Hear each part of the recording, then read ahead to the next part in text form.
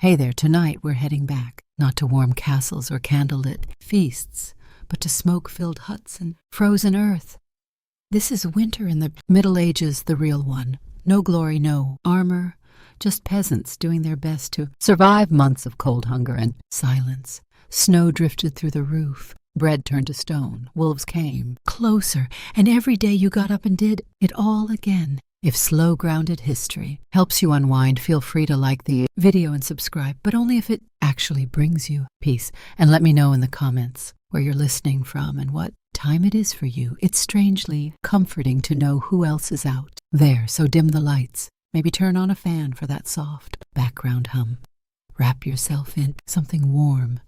And let's begin in a season that didn't just test people, it tried to end them. You don't need a calendar to know when winter's coming. You feel it in the bones first. They stiffen like yesterday's bread. Then in the sky, which goes from blue to a kind of reluctant gray. And finally in the animals who start looking at you with quiet suspicion as if they know something you don't. And they usually do. Autumn doesn't end, it retreats slowly. Leaves fall, sure, but it's not just that. It's the way the wind changes direction.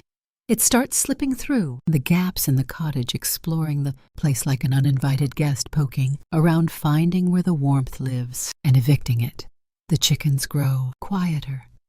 The dog stops barking at the wind and begins listening to it instead. That's how you know it's nearly time. The sun, when it shows up at all, feels thin, as if it's forgotten how to be warm, and everyone walks just a bit faster. Not because they're in a hurry, but because standing still hurts more. Now, there's no grand announcement, no snowstorm with a flourish. Winter arrives like debt, quietly and with a great deal of consequence. The first task always is denial. You pretend the cold is temporary, a chill, nothing more. You wear the same tunic you wore in October, but now with a cloak that's more whole than fabric. You tell yourself you'll mend it. You won't. Not because you're lazy, but because the needle's bent and the threads run out and your fingers are too numb to hold either. We talk a lot about preparation as if we were always ready. But let's be honest, most winters arrive when we're not quite finished. With autumn, there's always a corner of the roof you meant to fix or wood you meant to chop. Always something still left in the garden that didn't get dried, or salted, or stored in time. Still you do what you can. You stuff straw between the gaps in the wall. You drape cloth over the doorway. You rearrange the beds so everyone sleeps a little close to the hearth. Even Uncle Gain, who smells like sheep and talks in his sleep about debts. No one remembers. You don't light fires all day. That's a luxury. Wood is for evenings, for cooking, and for the hour, or so when everyone pretends to be cheerful. The rest of the time you rely on movement layering and the heat of several reluctant siblings pressed together under one scratchy blanket. The animals sense it too. They linger longer near the shelter. The chickens huddle. The pigs go quiet, which is deeply unsettling. The cows grow more irritable, which is to say they remain exactly the same. Outside, the ground turns to iron. The paths that were muddy last week are now treacherous, half-frozen ruts that twist ankles and swallow. Boots. Water in the bucket develops a skin of ice. You break it each morning with a ladle, then curse softly as it numbs your hands. And the sky just hangs there, low, gray, expectant, like it's waiting for something. You squint at it as if you might read it as if clouds carry messages. They don't, but they do mean you won't see the sun again for several weeks. In town, people walk faster. They speak in shorter sentences. Jokes dry up. No one's really in the mood. Even the church sermons get a little darker. The priest reminds you that cold weather is God's way of encouraging humility. You wonder if God might try a slightly warmer lesson plan. And then, finally, one morning, it happens. Snow. Not a blizzard, not yet, just a dusting. Like flowers spilled across the fields. But it changes everything. The thatch turns white, the trees stiffen, your breath comes out in little clouds, and every step outside sounds like you're stepping on old parchment. And with that snow comes the realization you're locked in now. The earth has closed up shop for the season. No more digging, no more planting. Nothing will grow what you've already. Stored is all you've got, and if you didn't store enough, well, you'll learn how thin stew can really get. You begin to count things differently, not in days, but in bundles. How many bundles of firewood left? How many sacks of grain? How many turnips? How many eggs this week? Not many, as the hens stop laying when it's cold. They prefer to huddle near the fire just like everyone else. You keep yourself busy even if nothing feels productive. You mend clothes, you scrape pans. You stir ashes hoping a warm coal is hiding underneath. If there's time in there, often as you spin wool, it's not just for making cloth, it's for keeping your hand moving, your mind occupied. Too much quiet and your thoughts start getting ideas. The animals aren't just company, they're cohabitants. The warmer ones are invited inside, not all at once. There are boundaries after all, but enough to turn the house into a communal stew of smells, sounds, and shared body. Heat. You get used to waking up with a goat breathing on your neck. Well, maybe not used to, but you stop fighting it. Evenings are the worst. The sun disappears too early and the darkness arrives like it's angry about something. Candles are expensive. Tallow lamps are smoky. You sit near the fire. If there's one going and you listen to stories, to wine, to the way the wood pops when it burns.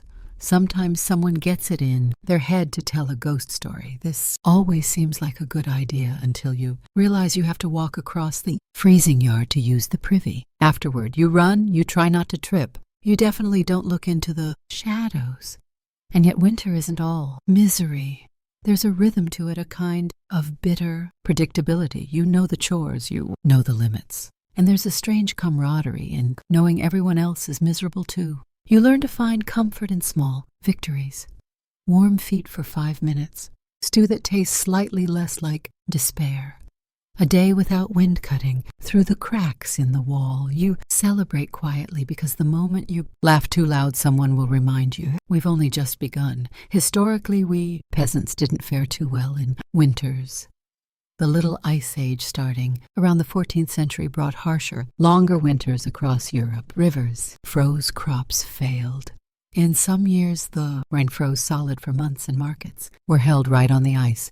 Yes, people shopped on frozen rivers until the ice decided otherwise. In particularly bad years like 1315 to 1317, rain ruined crops for seasons. It wasn't just cold, it was famine, as up to 30 million people affected. And when there's no food, people get imaginative. Cannibalism was whispered about, infanticide too. Not dinner table conversation, but then again, we didn't always have dinner. But that's the thing about winter. It's not just about enduring the cold. It's about enduring each other. A family of 6, 3 goats, 2 chickens, and a bucket of salted fish, sharing 20 square foot of living space. That's a social experiment with no exit. You hear every cough, every complaint, every unfortunate digestive development. Privacy becomes a myth. Modesty goes out with the sunlight. You do your best not to argue, not out of patience, but because it stirs up the air and lets in more cold, and so you settle in. You shrink your world down to a few feet around the fire. You learn the weight of every blanket, the creak of every board, the rhythm of the weather. Days shorten, nights lengthen, and time starts to dissolve into a sort of frozen soup. You're not living. Exactly, you're enduring. And eventually you stop, asking how long winter will last. You just wake up each day and survive that. 1. If you're lucky, the firewood holds out. If you're very lucky, the roof does, too. Because in a medieval winter, the cold doesn't knock. It lets itself in and stays a while, and tomorrow it starts again. Winter doesn't just try to kill you with cold, it kills you with chores.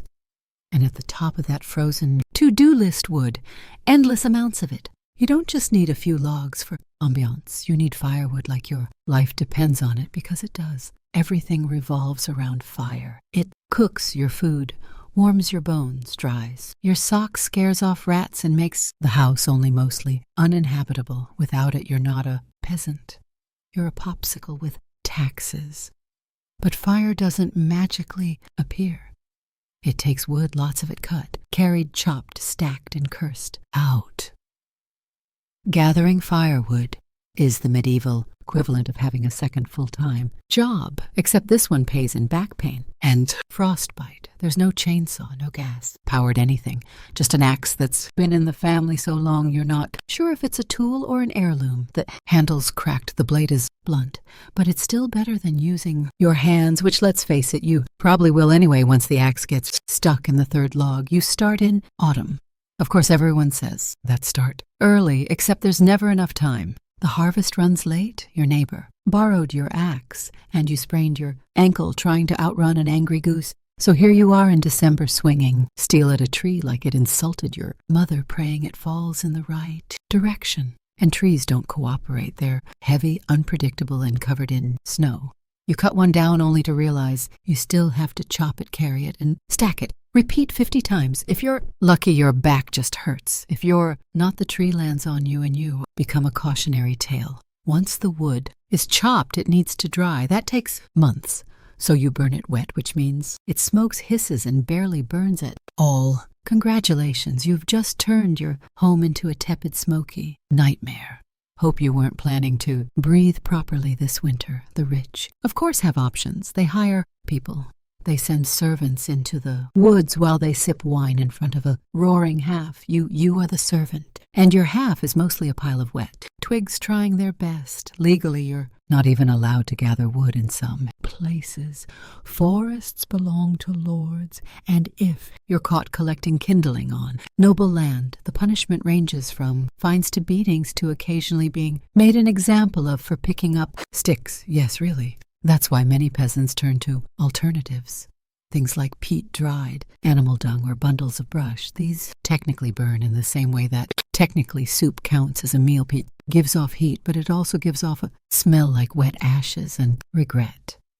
Dung burns surprisingly well, but let's not pretend anyone's happy about it. Still, you use what you have. You gather dried cow patties with frozen hands and pretend you're not inhaling. Memories of last summer's pasture. The good news, it's free. The bad news, your cottage now smells like a campfire held inside a barn. Stacking firewood is an art too tight, and it molds too loose, and it falls over and breaks your toe. So you build a neat pile against the wall of your house. Wrap it with whatever canvas you can steal from your cousin and hope it doesn't collapse. Under snow it will, and you never have enough. That's the golden rule. Doesn't matter how much wood you cut, it's never enough. By February, you're down to burning fence posts, old furniture, or anything that vaguely resembles timber. There's no sentimentality. If it catches fire, it's fuel. You dream of firewood. You count logs instead of sheep. You have actual arguments over who burned the good stick too early. You ration embers. You hoard coals like they're treasure. And if you manage to find a particularly dry branch under the snow, you bring it home like a war trophy. Sleeping in winter is a gamble. If the fire dies out, the temperature inside drops to hope you wrote a will. You tuck in close under layers of blankets, furs, and other humans. Not because you like them, but because survival beats personal space. In some homes, livestock sleep inside, too. Not out of kindness, out of necessity. Chickens provide eggs and ambient warmth. Pigs are radiators with hooves. Cows are basically space heaters that moo. It's not cozy, it's crowded, noisy, and smells like a petting zoo collapsed into a soup kitchen, but it's marginally better than freezing to death. Historically, peasants didn't just rely on personal effort. Communities often worked together to chop and haul wood. It was less about bonding and more about shared suffering. Everyone had blisters. Everyone was freezing. Everyone was equally miserable, which made it slightly easier to endure. In some regions, people used wood-saving tricks. Clay ovens were shared. Communal fires were maintained all day. You'd take turns baking bread in the village oven, all while pretending not to notice how warm Agnes's house always seemed to be. Suspiciously warm, in fact. Women and children gathered, kindling, not because it was easier, but because that's just how the labor got divided. If you were small and had fingers, you were sent to the woods with a basket and told not to come back empty.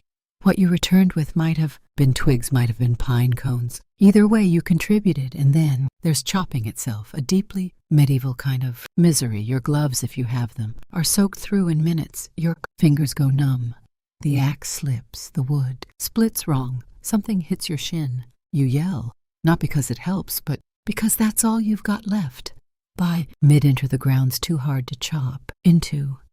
Your hands have more splinters than skin, and you still haven't figured out where half your wood pile disappeared to. Spoiler, your neighbor borrowed it again, and yet you keep going because fire is non-negotiable. It's warmth, it's food. It's the difference between making it to spring or becoming the reason your cottage smells even worse. When you sit by the fire at night, tired, sore, and lightly smoked, you feel something like peace, not comfort, just the absence of immediate doom, which in the Middle Ages is as close as you're going to get. Of course, some winters are worse than others. You remember the bad ones by name, the winter of '43 when the roof collapsed, or the long freeze when the river turned to stone and everyone tried ice skating in wooden shoes. Some didn't make it, a few froze, a few just left and never came back. You stop asking questions after a while. The firewood dwindles, the wind whistles. You find yourself eyeing furniture a little differently. That stool you never liked suddenly looks flammable.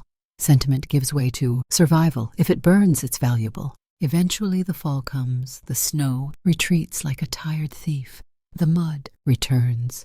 Your boots vanish somewhere, but you made it. You survived. Another medieval winter without running, out of wood without freezing to death, and without strangling your cousin for stealing your best log. That's the victory. No medals, no parade, just frostbitten fingers, permanent smoke, smell, and the deeply satisfying knowledge that you're not a popsicle. Not this year anyway. And the next morning, you do it all over again. Because even as spring edges closer, the cold lingers, the chores never stop, and the fire, that fickle flickering, and little God always wants more wood, more sweat, more of you. And you give it because in the end it's not about comfort. It's about survival, splinter at a time, and tomorrow same routine. Chop, stack, burn, freeze, repeat. You don't beat winter, you survive it. And if you're lucky, next year's axe won't break before your spirit does, because in the end winter doesn't care how tired you are. The logs won't chop themselves, the fire won't feed itself. And warmth, that rare, fleeting thing, has to be earned every single day. You don't need a calendar to know it's winter. Your stomach tells you, first loudly, repeatedly. It's not hunger in the modern sense, that gentle rumble that reminds you to check the fridge. It's deeper, angrier, the kind of emptiness that makes you stare at bark and wonder, could I stew that? Food in a medieval winter is like firewood always running out, never easy to get, and guaranteed to cause arguments. You don't plan meals, you ration them, you stretch them. You look at 3 shriveled turnips and call it a feast. You start with what you've stored. Grains mostly barley, rye, oats, wheat if you're rich or stealing. From someone who is, you keep them in sacks, barrels, or anything that keeps out rats, which is nothing. The rats always find a way. They're like furry tax collectors with teeth. Most of your meals revolve around pottage, the medieval mystery stew. It's not so much a recipe as a lifelong experiment. You throw in whatever's edible and hope it doesn't kill you. Root, vegetables, dried beans, wilted. Greens, maybe a strip of dried pork if you've got royal connections or a generous neighbor. It simmers for days, sometimes weeks. New ingredients are just added to the pot. Old ones never quite leave. It tastes like boiled earth, with a hint of onion and regret. You eat it anyway every day, twice a day. You're lucky, not because you like it, but because it's there. And in winter, that's enough. Meat is rare. You don't have a freezer. You don't even have a cold cellar, just a slightly less awful corner of the cottage. If you did, slaughter something in the fall, a pig, a goat, your neighbor's least favorite. Chicken, you salt it, smoke it, dry it, and then hide it from everyone in the house, especially the kids. Kids will eat anything, including raw bacon and the string you tied it with. Sometimes you fish if the river isn't frozen. The ice isn't too thick, and if you haven't already burned your fishing rod for kindling. Ice fishing is a thing, just not a fun thing. You chip away at a hole in the ice while your toes slowly lose sensation. Then you sit, wait, and contemplate how life became a series of increasingly stupid decisions. If you're near the sea, you might dry some herring or smoke eel. It's nutritious, it's langoustine, and it tastes exactly how it sounds. If you're not near water, you rely on whatever your neighbors didn't guard well enough. Bread is essential, but it's also a gamble made from whatever flour you've got, rye, barley, sometimes lentils, and often patted out with filler. Sawdust, yes. Ground. Acorns may be bark on a bad year. Bread isn't soft and fluffy. It's a blunt object, something between food and medieval defense weapon. And sometimes the bread fights back. In damp storage, rye can grow a fungus called urgot, a delightful little microbe that causes hallucinations, convulsions, and occasionally death. You don't know this. All you know is that the bread makes you see colors, scream at clouds, and possibly become a religious visionary or a witch, depending on who's watching. Dairy helps if you have animals that haven't frozen wandered off or been eaten.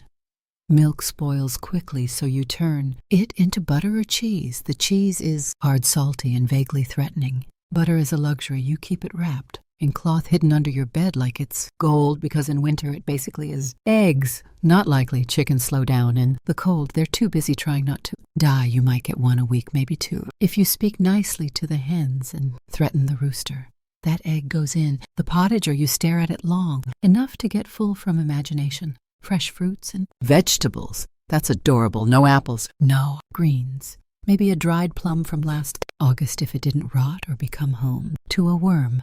Most vitamin C comes from sour cabbage or fermented turnip, lovingly described as crunchy. Disappointment in vinegar. It keeps scurvy away, but also friends. Preservation is everything. You salt, smoke, pickle, and dry anything that once moved, grew, or was near something. That did.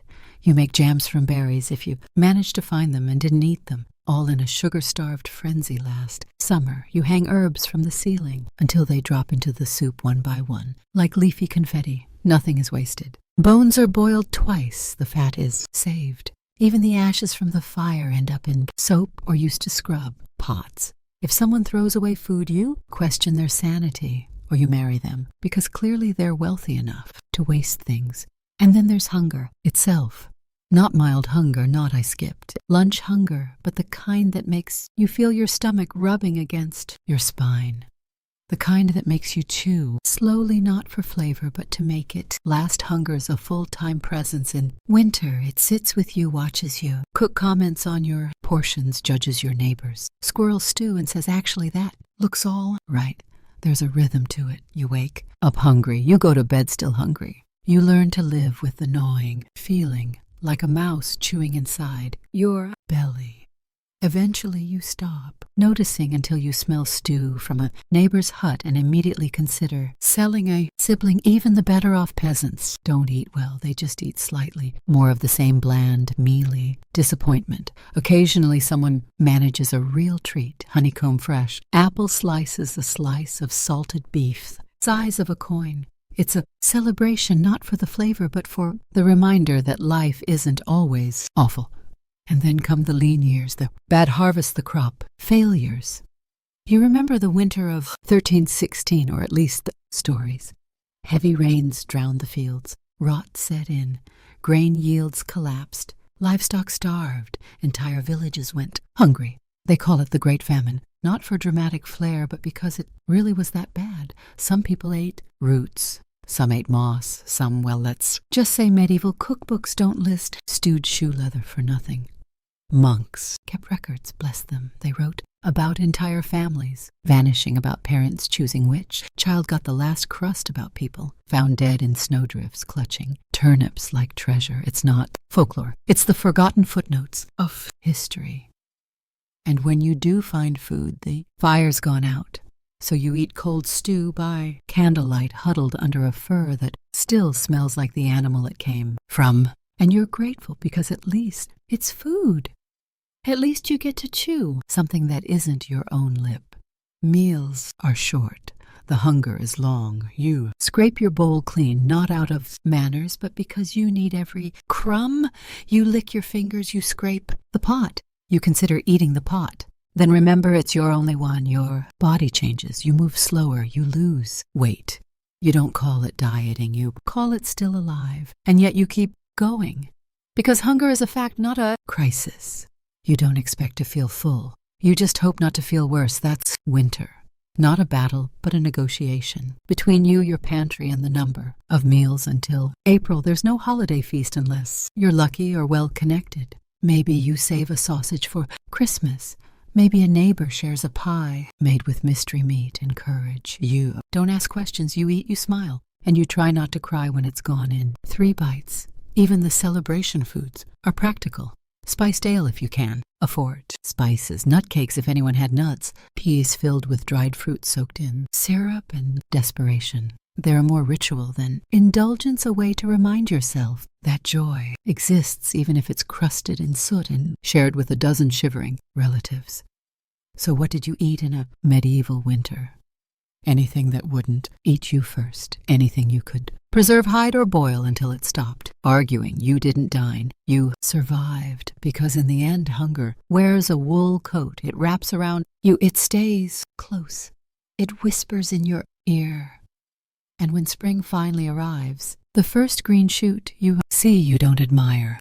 You bite it. Your home in the middle. Ages is not a refuge. It is not a sanctuary. It is not by any modern standard a building. It's more like a wooden suggestion of shelter loosely stapled to a dirt floor and held together by good intentions, dried mud, and the unspoken agreement that nobody sneezes too hard.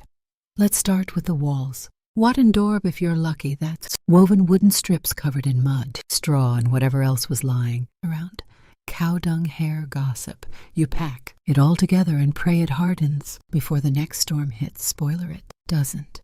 On a good day, the wind whistles through the cracks. On a bad day, the wind howls through like it owns the place and wants rent. There is no insulation. There is no sealant. There's just the outside and slightly less outside. Your roof is thatched of course, which sounds quaint until you realize it's just dried plant matter, arranged in a vaguely triangular shape. It leaks constantly.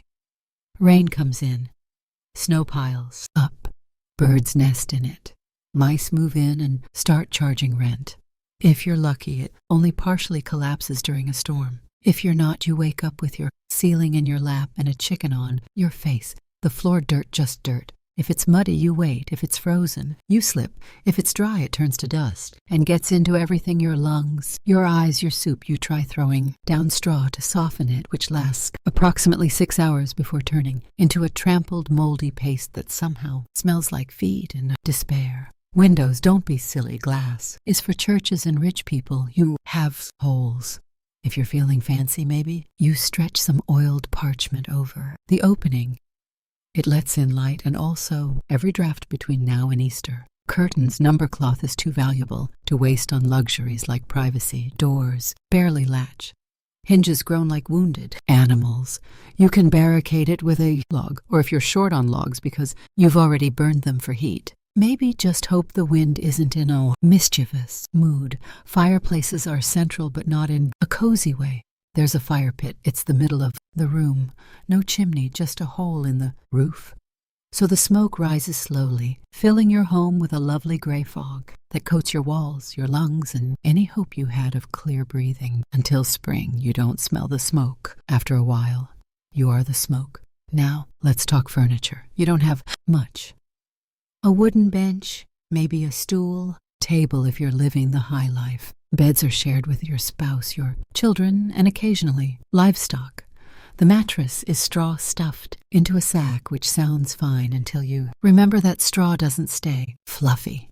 It compresses, molds, and invites bugs. Your pillow is another sack. If you're lucky, it's full of feathers. If you're not, it's just more straw, possibly slightly less crunchy. Blankets, wool if you've got it, or furs if something nearby died recently. Most nights you sleep in your clothes under everything you own, hoping body heat plus faith equals survival. And if your fire dies out overnight, you wake up frozen in your own breath cloud, questioning every decision that led to this point. Heating the place is a challenge. You keep the fire going, sure, but heat rises, smoke rises, and unfortunately you're sleeping on the floor, which means your toes freeze. While your rafters get a lovely sauna experience, stones around the half help. They absorb heat and release it slowly, but only if you have enough fuel to make them warm in the first place. You seal up cracks with moss cloth or mud. It doesn't work. The wind finds a way. It always finds a way. There are days when you swear the air inside is colder than the air outside, and you do something about it. But your fingers are too numb to untie your cloak. Lighting is another delight. You've got tallow candles which drip, sputter, and reek of beef fat or rush. Lights read dipped in animal grease, which burn like someone tried to weaponize a salad. The smoke from these mingles with the half-smoke until the whole room is a low-hanging haze of medieval asthma triggers. And let's not forget the noise. Thin walls mean you hear everything. The wind, the livestock, your neighbor sneezing, your own stomach growling back at you like it's filing a complaint. Privacy, myth solitude. Only if you walk into the forest and don't come back. Of course, it's not just people living. Here, your cottage shares space with animals. Chickens nest in corners. A goat sleeps under the table if you've got a cow she lives in. The lean-to attached to the wall unless it's too cold, in which case she joins. You in the main room. There is no such thing as indoor and outdoor. There is only not dead from the cold. This makes the house warmer, slightly. It also makes it louder. Messier and smell like a barn that recently lost a bet. You sweep the floors, but the dirt just rearranges itself.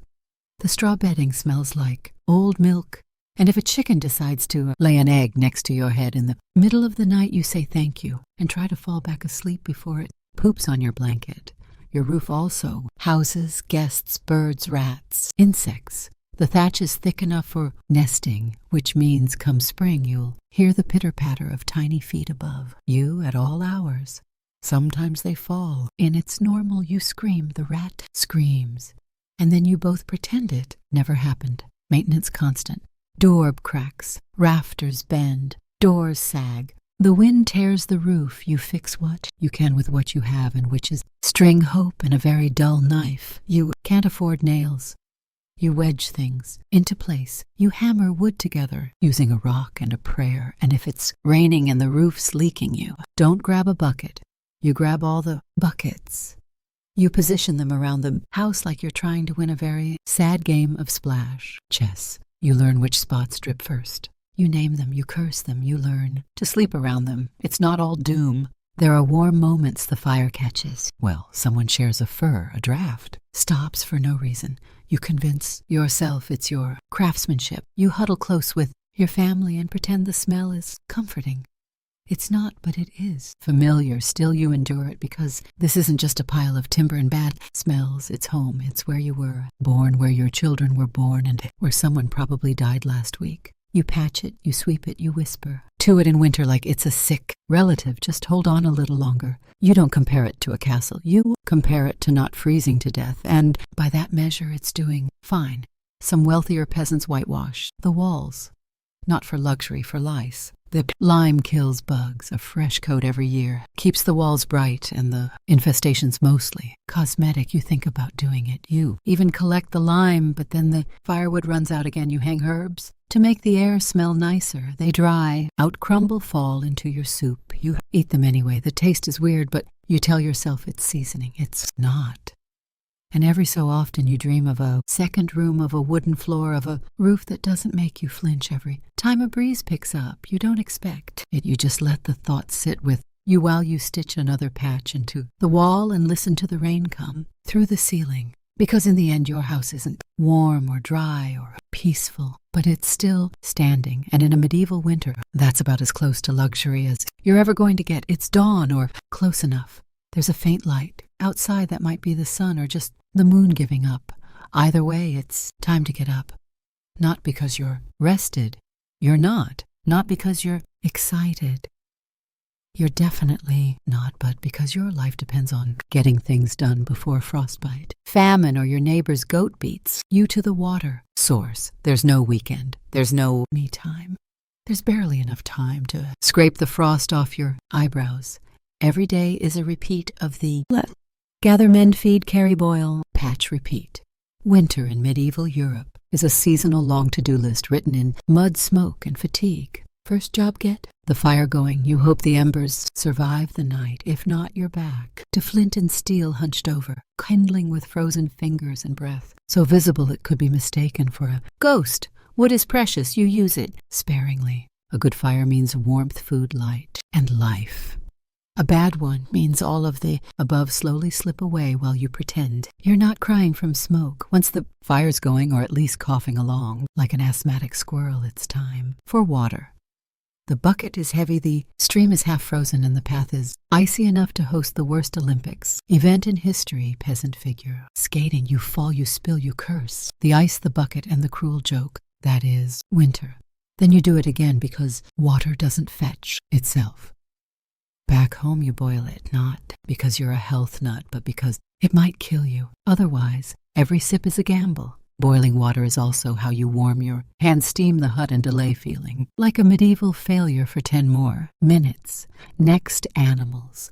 They need feeding before you do. Chickens are annoyed. Pigs are loud. The cow is judging you. You scrape together old hay kitchen scraps and whatever hasn't. Frozen solid, you check the coupe for eggs. There aren't any again. The rooster, however, has plenty of opinions. If it snowed overnight, you clear the path to the door, not because it's tidy, but because falling into a snowdrift while holding a bucket of pig. Slop is the kind of memory that sticks. You shovel with a flat plank, your hands wrapped in rags, and mutter things that will get you excommunicated, if anyone heard. With the animals fed and your fingers halfway thawed, it's time for breakfast, if you can call it that. Yesterday's cottage reheated with today's regrets, maybe some crusty bread, maybe not. If someone remembered to scrape the pot clean last night, you're scraping. The scrapings, no one complains. Complaining takes energy. Then it's time for the real work. If you're a man, it's chores in the field's forest or forge. If you're a woman, it's everything else. Spinning, wool mending clothes, making food, cleaning soot, hauling water, stirring the pot, and somehow keeping 6 children alive while pretending your hands aren't frozen into claw shapes. Repairing the roof, that's your job. Fetching firewood, also your job. Making sure the goat doesn't freeze, escape, or explode, still your job. There are no task lists, just a rolling stream of crises that need solving. Before nightfall, laundry is once a week, and it's its own form of purgatory. You drag clothes to the river break, through the ice, and scrub with a mix of ash and lye until your knuckles bleed and your soul leaves your body. Rinse, freeze, repeat. Cooking is a game of improvisation and lowered expectations. You stir the same pot you used yesterday. You skim the surface for mold and add more water, maybe some herbs, maybe a pebble for texture. You serve it hot and call it soup. Afternoons are for fixing things, tools, fences, relationships strained by arguments over who ate the last turnip. You sharpen blades with a wet stone that's older than your grandfather who incidentally died, falling off the same ladder you now use to patch the ceiling. Children help in theory. Mostly they get underfoot, but even toddlers are handed tasks, holding, yarn-scaring crows, carrying small bundles of kindling. They work because they have to. Playtime is what happens when they finish early, and no one ever finishes early. Inside the spinning, wheel turns endlessly. Wool doesn't spin itself. Linen doesn't weave itself. Every thread in every tunic has passed through hands that ache. Gloves are a luxury. Calluses are standard issue, and if you drop a spindle and it rolls into the fire, you just stare for a moment and quietly consider walking into the flames after it. By late afternoon, it's already dim. The sun barely tries in. Winter. Shadows stretch long. You rush to finish the day's tasks before the light fails. You patch walls with mud. Rehang door hinges fix a leaking roof with nothing but straw, rock, and wildly misplaced optimism. Then you prep for the evening, stir the stew stoke. The fire scrape the frost off the inside of your water bucket. You change into warmer clothes, which are the exact same clothes, but with one more layer of sadness. Dinner arrives such as it is. A bit of stew, some bread, a communal mug of weak ale or water that's been boiled 3 times just to make it less deadly. You sit near the half, not too close, sparks not too far, frostbite. You eat fast. The warmth fades quickly. Afterward, there's no winding down. You're still spinning, thread mending, socks patching, cloaks scraping. Soot. Children sleep near the fire in a tangle of limbs and snoring. Adults stay up not for leisure, but because the fire needs tending, and tomorrow's firewood needs hauling. If you're lucky, there's a song. Someone sing softly while spinning or shelling peas. It's not joyful, but it is comfort. A reminder that life still exists outside the labor, just barely. Night falls early. You lay down in the same clothes under the same damp blanket on the same straw mattress. You listen to the wind rattle the shutters. You hear the goat fart in its sleep. You hope the roof holds. You hope tomorrow is warmer, or at least not worse. You fall asleep mid, not because you're calm, but because exhaustion is the only lullaby you can afford. Of course, this is just one day. Tomorrow you do it all again. Every chore repeats, every moment aches. There's no such thing as catching up, only falling behind more slowly. Holidays are rare and misleading. A day off might mean attending church in the cold, standing for hours while a priest reminds you that suffering is good for the soul. Then you return home and catch up on the chores you couldn't do because of all that spiritual enrichment.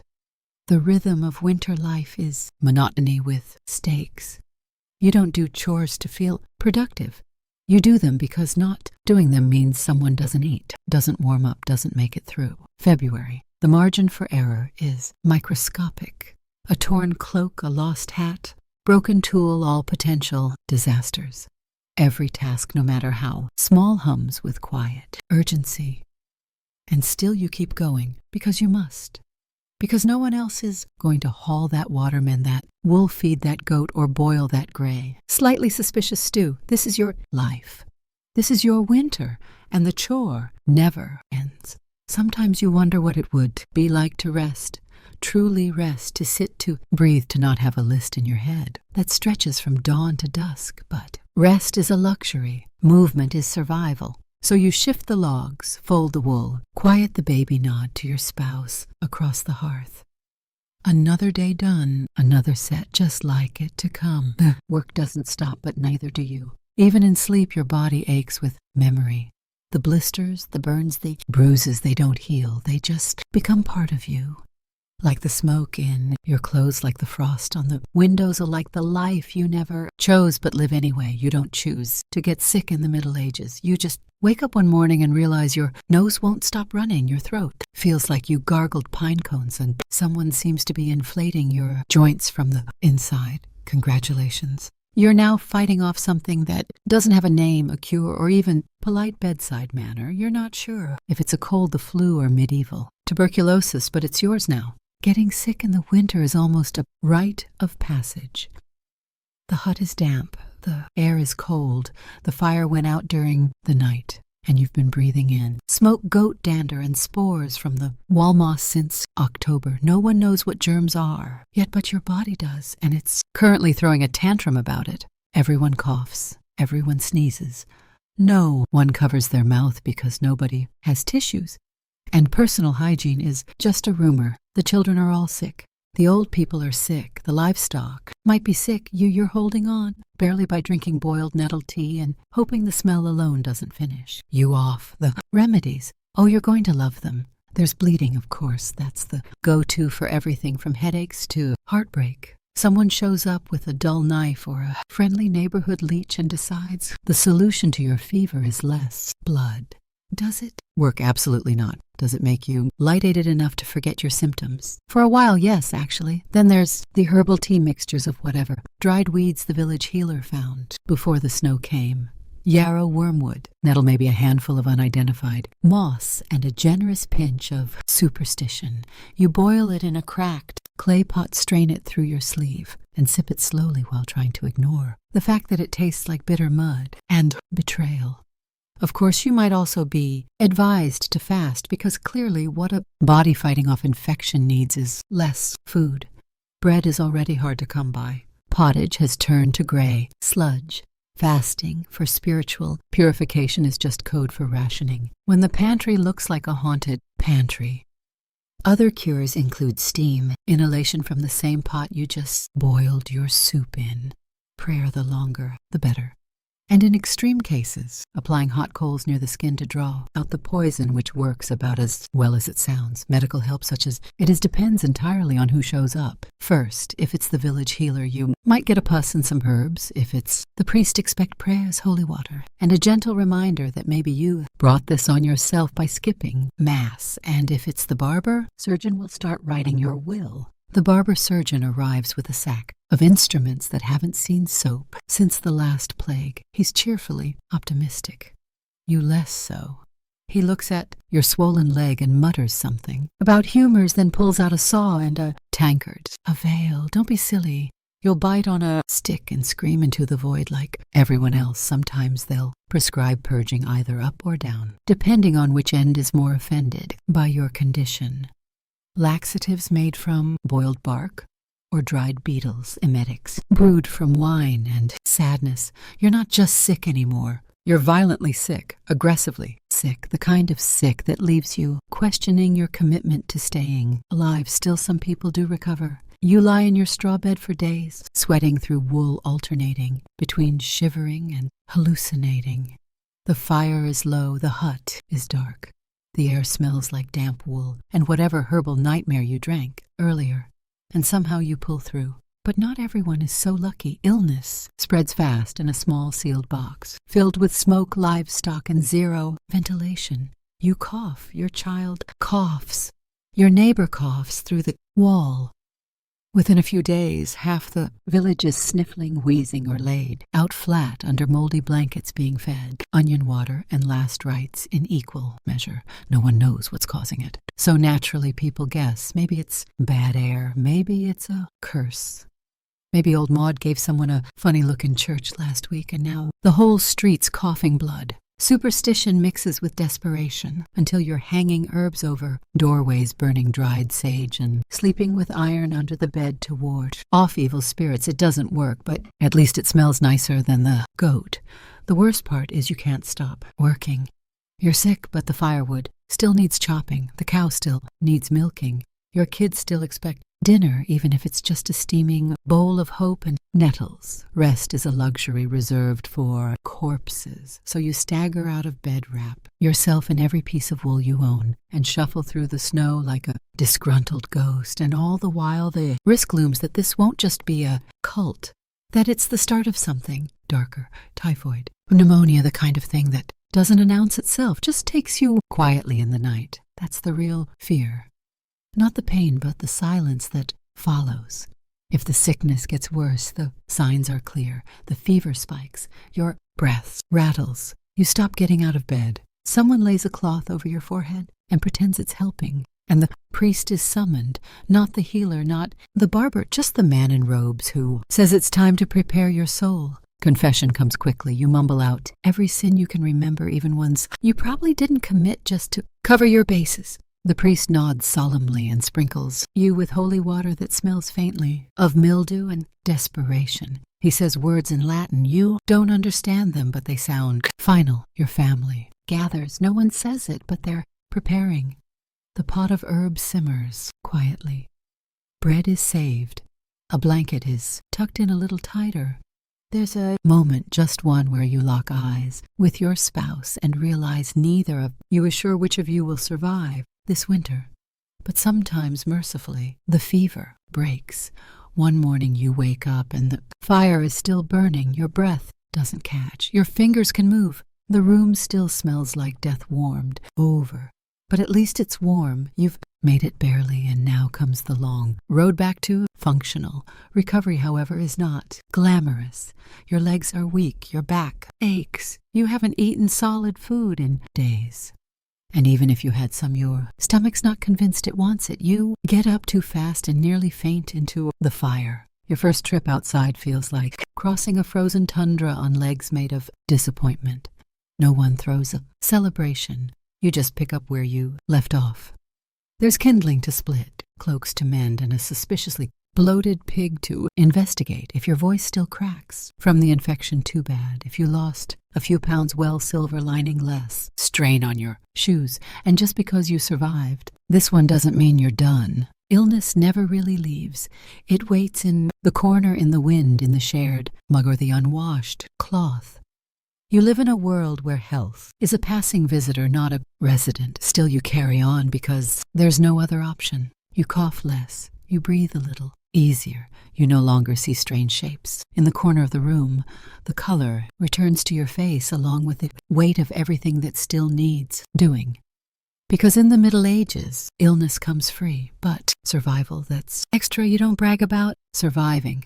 You don't even talk about it. You just wake up the next day, pull on your patch tunic and start hauling water again. Because in this world, staying alive is the only proof you ever get that you were strong enough. And even that in a winter like this feels like a small kind of miracle. Truly authority in medieval Europe wasn't a suggestion. It was a fact of life like mud, cold, and that. One neighbor who always smells like pickled turnips. And in the dead of winter, when hunger thinned patience and tempers ran short, obedience wasn't just expected, it was enforced. You don't talk back, you don't complain. You don't ask why unless you enjoy the taste of public punishment and splinters. From the lord of the manor to the local priest, everyone above you in. The hierarchy expects immediate compliance. And they've got a belt, a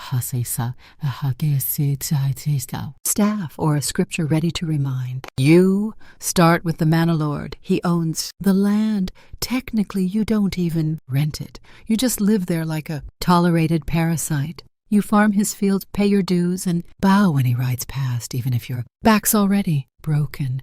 If he says jump, you ask how high, then jump anyway, just in case he meant it metaphorically. Refuse, that's cute. Let's see how funny that is when he finds you, takes your grain, or throws you in the stocks during a snowstorm. The stocks, by the way, are winter's least cozy seating. Arrangement.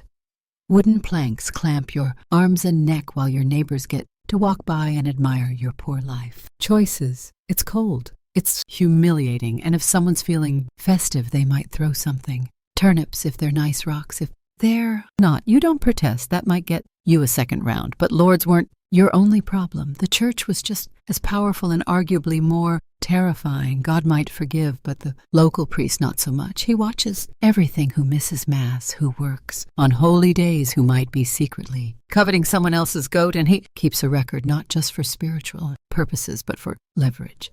One misplaced comment, and suddenly you're accused of blasphemy or witchcraft, or worse, forgetting to tithe.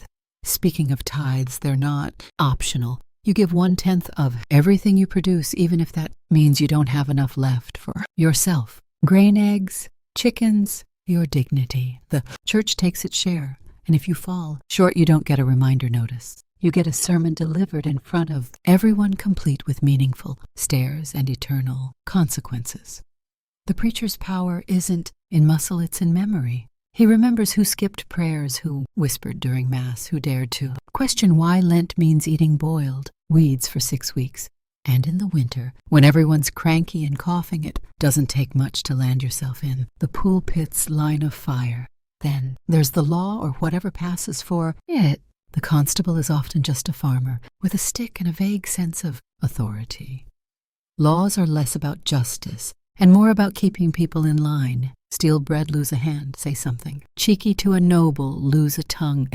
Too loudly, get fitted for a scold. Bridle. A lovely little iron mask with a mouthpiece designed to make you think twice before speaking a third time. Even private matters come with public consequences. If your child misbehaves, you're blamed. If your spouse curses, you both suffer. Discipline is a community affair. The whipping post doesn't care, whose idea it was just that someone gets hit. And don't get too clever. Intelligence in this world is suspicious. Reading is for priests. Curiosity is for troublemakers. If you ask too many questions, someone might accuse you of sorcery, which comes with a complimentary drowning or bonfire. If you're a woman, the rules are even stricter. You obey your father, then your husband, then your son, in that order. You speak softly, work constantly, and never give anyone a reason to point at you and whisper which, because once that word is in the air, it doesn't matter what you've done. Healing someone, which knowing how herbs work, which talking back, which with extra kindling. And let's not forget your fellow villagers. They're not just bystanders, they're part of the system. That neighbor who smiled at you during market might report you for working on a saint's feast day. That cousin who borrows your firewood might also casually mention you muttered something unholy in your sleep. Surveillance isn't digital, it's human and deeply nosy. It's a culture of control.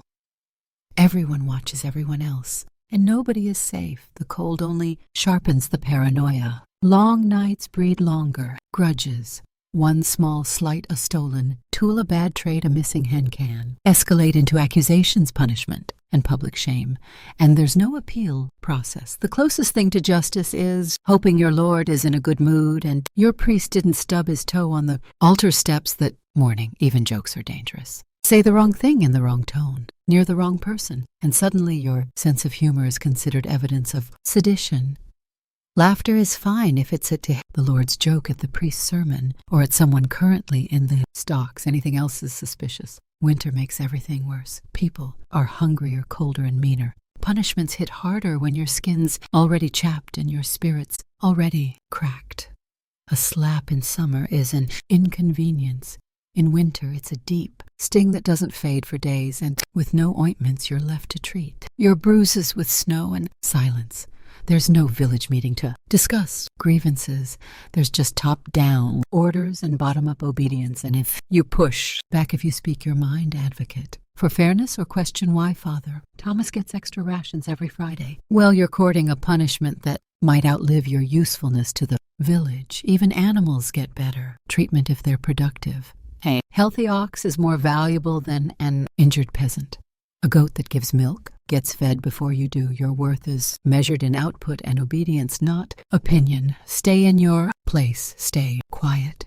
Stay useful. That's the unspoken motto. And winter only underlines it in frost. And yet people adapt. They learn to bow without bending too far. They master the art of polite silence. They say yes with their mouth and not today with their eyes. Obedience becomes a skill part. Survival tactic part. Social performance. Children learn early. They're taught not just how to work, but how to act, how to speak to the Lord, how to avoid the priest's gaze, how to sit still at Mass and not giggle when old Margaret snores during the homily. You don't teach them to dream big. You teach them to stay small, unnoticed, and intact. Even religion, the supposed comfort in a world this hard, is used as a leash. You're reminded weekly, sometimes daily, that obedience brings salvation. That questioning is the road to hell, that God is watching, and also, coincidentally, so is Father Thomas, who seems a little too invested in whether or not you kneel deeply enough during prayer. At night, the village is quiet, not peaceful, just quiet, the kind of quiet that sits heavy. You listen to the fire crackle, the wind moan, and the occasional footsteps of someone trudging home from the tavern. You lie still, wrapped in wool and fear, and think about how obedience kept you alive today. Not happy, not free, but alive. Tomorrow, you'll wake up and obey again, not because you believe in the system, but because survival depends on it. The price of winter is submission, and everyone pays whether they mean to or not. You don't question the cold. You don't question the rules. You just pull on your boots, bow your head, and keep moving. Because in the medieval winter questioning, authority isn't rebellious, it's suicidal. Even your thoughts aren't entirely your own. You shape them, carefully keep them quiet, tuck them away behind your eyes. Because in a world built on obedience, even thinking freely feels like a dangerous luxury. So you obey, you endure, and you wait for spring, because in winter even, rebellion freezes and you've got enough to survive without adding heresy to the list. So you lower your eyes, seal your lips, and carry on like everyone else. You're not alone out here, and that's not meant in the comforting sense. The kind people say when offering a hug. It's the kind whispered by your inner voice when something howls in the woods and your door isn't quite shut. Right, because in the medieval winter, you are surrounded by things that want your food, your warmth, and occasionally your face. Wolves are the obvious concern. By December, they're starving. By January, they're bold. They prowl the edges of the forest closer now than in summer. Noses lifted towards your chimney. Smoke. They smell meat. They smell fear. They smell you. And when you walk alone, maybe to fetch firewood, maybe to empty the slot bucket, they watch. Sometimes they follow. They rarely attack outright, but you've heard stories. Everyone has. Some say they wait until you slip, until your lantern goes out, until your boot catches the snowdrift and you fall face first in silence. Then it's over fast. Or not fast at all. But wolves aren't the only ones watching. There are smaller predators, quieter, sneakier, and often already inside. Rats don't care about the cold. They've made themselves at home, tucked behind sacks of barley scurrying under your straw, beds nibbling anything remotely edible, and some things that aren't. You've heard them at night, the snoring, the skittering, the occasional scream from someone discovering a rat had made a nest in the laundry pile. They eat grain soap leather. They chew through your shoes, your belts, the bindings of the only book in town. If it can be chewed, it will be. And when food runs low, truly low, rats become more than pests. They become a test of what you're willing to kill in the name of dinner. Cats help when you've got them. But a son? Good mouser in winter is almost worth more than a child, and they know it. They lord over the cottage like tiny monarchs demanding warmth and respect in exchange for thinning the vermin herd. If they don't feel like hunting, well, too bad. The rats resume their midnight buffet, and you wake up to something missing a corner. Then there are the dogs, not all of them friendly. Some are village strays, half-wild things with torn ears and ribs showing through their fur. Most were abandoned when food got tight. Now they roam in loose packs, sniffing at doors, chasing chickens, and occasionally cornering someone too slow to close the gate. You don't trust them. They don't trust you. They bark at ghosts and sometimes at nothing at all. But when they're hungry enough, barking turns into biting. Out in the woods, you've heard rumors of lynxes, rare but not impossible. A blur of fur and claws that disappears before you're even sure it was real. Mostly they avoid people. Mostly. But if one showed up in the village, no one would be surprised. Just unlucky. Bulls are worse, big, mean, and stupid. They don't hunt you, they charge you. Especially if they're cornered or desperate. You've heard of men losing legs to a wild boar tusk or lives. In the leanest months, some still try to hunt them for meat. Sometimes they come back with dinner. Sometimes they don't come back at all. And just when you think the outside is bad, remember the inside isn't much safer. The cold drives more than rats indoors. Spiders, beetles, centipedes, things that crawl and crunch underfoot all come looking for warmth. You step on them barefoot at dawn and pretend not to scream. You sweep them into the hearth and watch them sizzle. Then go back to stirring your soup like nothing happened. If you're storing food for winter, dried meat, apples, cheese, or salted fish, you guard it like treasure. Not because you're greedy, because you're in competition with everything else that breathes. The mice are relentless. The mold creeps faster than your fingers can scrape. And the family dog, if you have, one is taken to staring at the larder door like it's made of dreams. Some families hang food from the rafters to keep it safe, which works, until something climbs the wall and steals it. Anyway, you found half-eaten sausages. On the floor, tiny bite marks in your bread and worse droppings in the flour bin. You wipe them out, close the lid, and pretend it's still usable. Because waste is luxury and you can't afford either. Even birds get strange in the cold. Crows seem to follow you, perching on rooftops, watching from fence posts. Silent and waiting. You tell yourself it's superstition, but then you see 3 of them on the same beam above your front door and wonder if they know something. You don't. Winter sharpens everything. Sound carries further. Footsteps in snow echo louder. When you hear something, outside snapping branches, low growls, even the rhythmic crunch of approaching boots, your heart doesn't race. It locks up because sometimes it isn't an animal. Sometimes it's a person who's just as hungry as a wolf and twice as desperate bandits. Don't take the season off. They're colder, hungrier, and more reckless. If they think your family has food, they might try the door or break it down, which is why you sleep lightly, with a blade near the bed, dull rusted, but sharp enough to give you a fighting chance. You pray you never have to use it. And so every noise becomes a question. Every gust of wind, every creak in the roof, every bump against the wall. Is it just the cold settling in or something trying to get in you? Start to learn the language of winter. The way snow falls when something has moved through it, the silence that means something's watching. You listen differently. You think differently. You begin to count your food in days, not weight. You tuck your hands under your arms whenever you're not working. Not because it's warm, but because frostbite doesn't ask permission, and you never ever let your guard down because predators don't knock. They don't announce themselves. They just arrive, teeth bared, claws out, cold as the season itself. The church might preach that God watches over you even in winter, but God doesn't patrol your chicken coop. He doesn't chase rats out of the cellar, and he doesn't leave tracks in the snow just beyond your door. So you check the locks, you double knot the rope.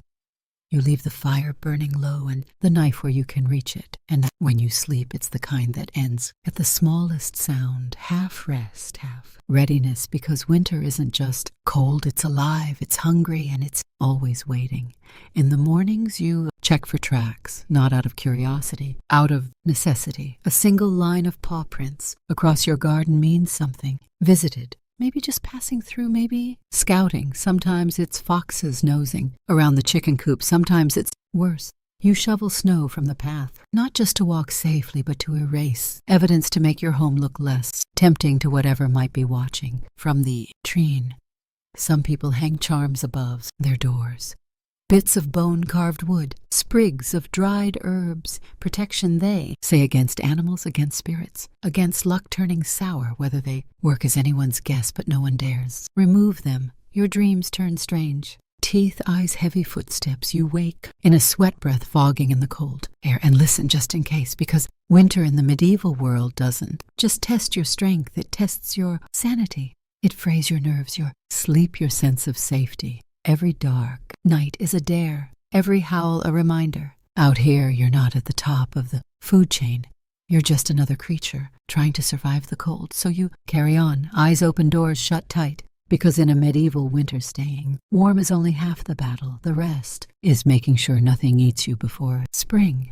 And if something is hungry, enough it won't care whether you've prayed, prepared, or hidden. Well, it will just come.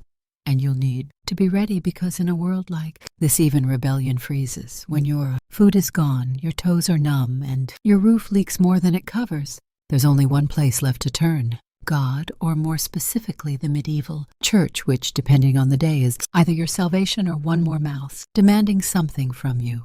Religion, in the Middle Ages, wasn't optional. It was oxygen. It filled every hour, every room, every thought. Especially in winter when death felt closer than ever, and plagues like to show up uninvited. You didn't just believe in God, you structured your life around the idea that he was watching and that he wasn't thrilled. The church didn't just offer comfort, it offered rules, rigid ones. You attended Mass even if the church was colder than outside. You fasted on command. You confessed things you weren't entirely sure were sins. And if you didn't, the consequences weren't just spiritual, they were social.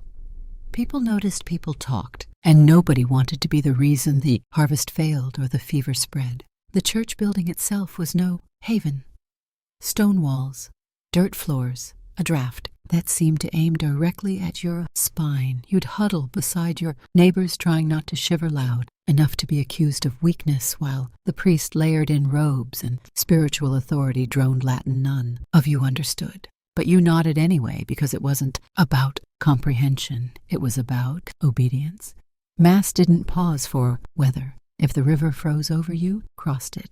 If your child had a cough that sounded like the devil himself had taken up residence in their lungs, you wrapped them up and brought them along. Missing Mass wasn't just frowned upon. It was noted by the priest, by your neighbors, by that one old woman who never blinked and always sat in the front pew. And let's not forget tithing. 10% of everything you had or were supposed to have went to the church. Not 10% of your surplus. 10% of everything. Whether your family was living on turnip broth and stringy boiled oats didn't matter. Lord still needed his cut. Apparently, heaven had expenses. During winter, religion wasn't just ritual, it was survival theater. People prayed for everything. Warmth, food, health, the strength not to strangle their in-laws after 3 months of being snowed in. Every problem had a saint. Sick cow. Saint Eligius. Frozen fingers. Saint Polycarp probably lost your axe in the river. Saint Anthony lost your mind trying to survive January. Saint Dimner, patron saint of those just barely holding it together. And then there were relics, bones, teeth, splinters of alleged crosses, handkerchiefs that once touched someone holy. These were housed in glass cases, silver, boxes, or whatever could be fashioned out of melted down spoons. People would trudge through snow and slush for miles just to glimpse one, kiss it and whisper a prayer. Not because they fully understood the theology, but because they were out of options. Miracles, at least in theory, were always possible. You could be healed, your baby could recover. Your pig might stop foaming at the mouth. And if none of that happened, well, perhaps it was your fault for not believing hard enough, or for that unconfessed sin you were pretending didn't count because it happened in the dark. Confession was its own sort of winter ritual. You'd kneel in a wooden booth, knees, frozen voice low whispering your sins to a man who already suspected what you were going to say. The priest didn't flinch. He'd heard worse. Always had. Adultery, theft, envy. That time you accidentally ate bacon on a fast day. You said your peace got your penance and left the booth feeling briefly lighter until the guilt crept back in minutes later. And then came fasting Advent Lent. Saint days, no meat, no eggs sometimes, no dairy in the middle of winter, when you already hadn't tasted meat in a month and your last egg froze solid before you could crack it. You'd huddle over your sad little stew made from whatever hadn't molded yet and call it holy sacrifice. But you didn't dare question it. The church was everywhere. It owned land. It controlled calendars. It collected dues. And it told you explicitly that everything you endured in this life would be worth it if you followed rules. And if you didn't, eternal fire, not metaphorical fire, actual burning, shrieking forever fire. That's what waited for you if you slipped up. The weather itself was a sermon, a sudden storm, God's warning, a stretch of mild days, God's mercy, frozen crop. Someone sinned. Who? Unclear, but someone. This turned villages into moral pressure cookers. Neighbors watched neighbors. The widow who muttered too loudly during Mass. The man who skipped Vespers. The child who asked too many questions. Any of them could be the reason the goats froze. The line between spiritual and social punishment blurred quickly. Gossip spread like frost across a field. You'd hear whispers. She doesn't kneel properly, or I saw him work on the Sabbath. The next thing you knew, you were at the center of a prayer circle or an accusation. And while you were freezing your extremities off trying to be a good person, the priest lived just a little warmer.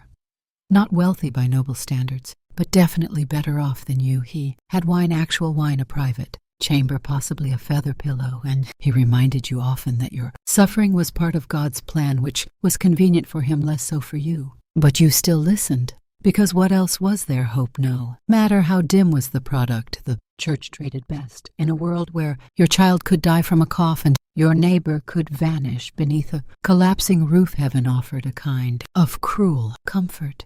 If this life was nothing but mud, hunger, and cold, then surely the next would be better. Golden streets, warm light, no frostbite, no rats. You held on to that vision, not because it made sense, but because it had to, because otherwise you were just surviving for the sake of suffering, and that was too much for anyone to admit out loud. You'd carve little crosses into the beams above your bed, whisper rosaries in the dark tie, charms to your belt, saints for safety, saints for sleep, saints for not dying before morning.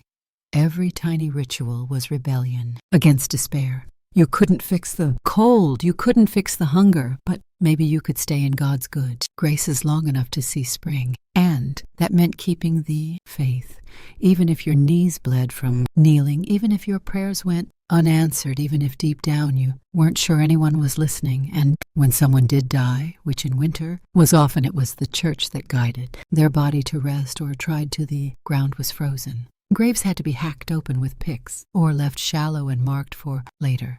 The priest would mutter Latin over a frost-covered shroud incense, freezing mid-swing as the living buried, the dead with red fingers and numb faces. Sometimes the body couldn't even be moved. A makeshift service might be held in a barn or right there in the house as family members huddled beside, the wrapped form praying it wouldn't attract wolves before morning. But the church had answers for that too. Death was a passage, a test. The cold couldn't follow you into heaven. The hunger would end. The pain was temporary if you believed and if you obeyed. So even in the worst moments, kneeling in a church so cold your breath fogs the hymnal confessing sins, just to feel some control praying to a saint you barely remember the name of, you kept going because faith in the medieval winter wasn't just about salvation. It was about survival. And when the cold howled loudest, it wasn't the fire or the food that kept people going. It was the quiet hope that someone somewhere was listening.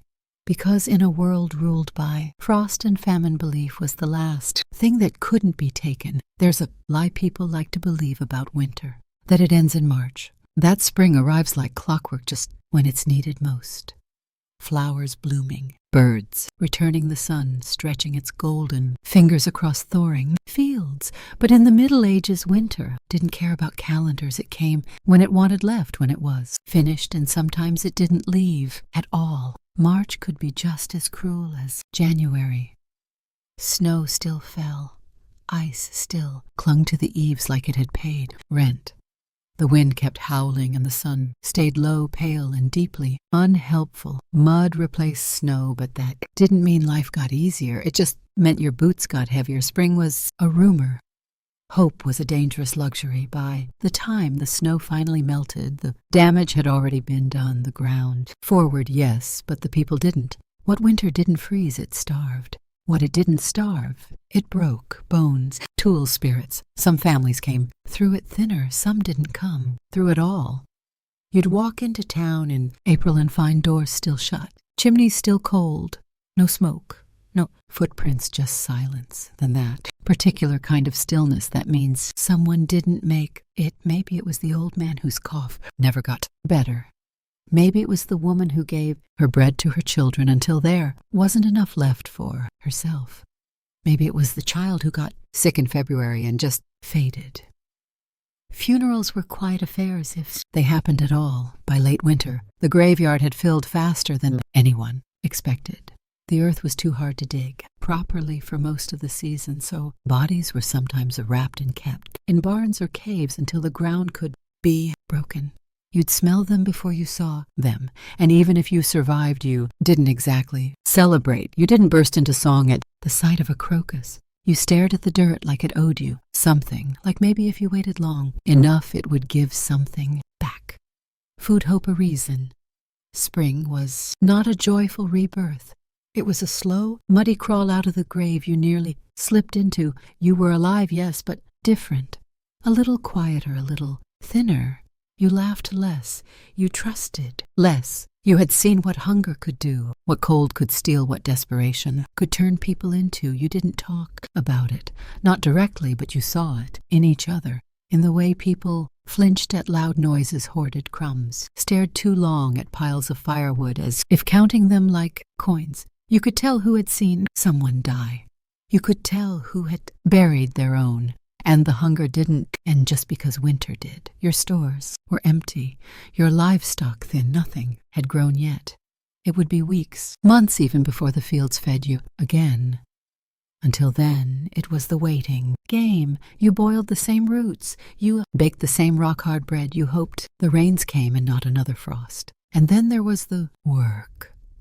Winter didn't just starve you. It broke your tools, rotted your thatch, collapsed your sheds. Spring meant fixing everything. Fences, roofs, wheels, muscles. You had to patch, plant, chop, haul. There were no breaks, just new tasks stacked on top of the old ones. You planted seeds with fingers still cracked from frost. You hoed soil while coughing up the tail end of a January. Illness. You did all of this while pretending you weren't still hungry, weren't still grieving, weren't still having dreams about being chased barefoot through snow by something with your brother's face. Records from the time where they exist speak more in silence than statistics. Parish logs list who was buried but not why. Chroniclers write of harsh seasons, of unusual mortalities. They don't mention that a village of 60 might be 40 by April, that 10-year-olds look 20, that women miscarried from cold, alone. What we know is this medieval winter wasn't something you got through. It was something you survived in the strictest sense. You made it to the other side, not untouched, not whole, just breathing. And even that was rare. No one talked about trauma. The word didn't exist. But the symptoms did in every hollow stare, every child who flinched. At the wind, every man who woke up shouting in the middle of the night. You were expected to move on, to rebuild, to be grateful, but some people didn't move on. Some stopped talking, some drank more, some prayed more, some just faded. They worked the fields without speaking, ate without tasting, looked through their families like strangers. These were the survivors, too. The church offered language for some of it, divine, testing trials, purification through suffering. But even that started to feel thin when your baby didn't wake up or your mother was buried with the Thor. God's will only goes so far before it starts sounding like a shrug, but still you kept going because there wasn't another option. You fed the chickens, you mended the door, you taught your surviving child how to tell if the flour had gone sour. Life resumed not because it got better, but because no one told it to stop, and eventually one day in late May, something green would appear, not much. Just a sprout, a weed probably, but still it was enough to stop and look, at enough to feel briefly like the world might soften again. Spring didn't erase anything, it just buried it under fresh chores and thinner shadows. That losses stayed. The silence remained. You remembered every name that didn't make it. And when the 4 revealed things lost in snow, a boot, rusted knife, a child's doll, you picked them up gently and didn't say a word. You'd hear laughter again eventually. Quiet, careful, laughter around a new fire beside a pot of something marginally more edible. It wouldn't last long, but it was something. A child might chase a chicken through the yard. Someone might play a tune on a battered flute. The smell of wet earth and budding grass replaced the stink of mildew and death. Not joy, not yet, but motion. And that was the best you could ask for. You didn't expect happiness, just less pain. You learned to plant early, to store better, to brace harder. But you also knew deep in your bones that next winter could be worse. It was always just a matter of when. And so you lived with scars, with stories, with a cautious kind of hope. You didn't talk about the worst of it, because what was the point? Everyone had their own version. Everyone had frozen, fingers buried, kin or nights they weren't sure they'd wake from. You walked past the churchyard and didn't look too long. You saw the new growth and felt the old grief. And when someone asked how your winter was, you just nodded, said, "We made it," because that was all anyone ever said. The truth was longer, messier, colder. It lived in the corners of the room, in the way you wrapped your cloak tighter, even in the sun, in the way you counted your food twice, in the way you listened for wolves even in spring. Survival wasn't triumph, it was just endurance. But in the Middle Ages, that was enough. So you wiped your hands, fed the fire, planted the next seed, and waited for the cold to come again. Because in a time when nothing was promised, not warmth, not food, not tomorrow, making it through winter was the closest thing peasants had to a miracle. And for most, there were no songs, no records, no legacies, just another spring and the quiet proof that they were still here. Because survival didn't make you a hero. It just meant you were still standing when the snow finally gave up. And that in the medieval winter was the only victory that mattered. One more breath. One more season, endure.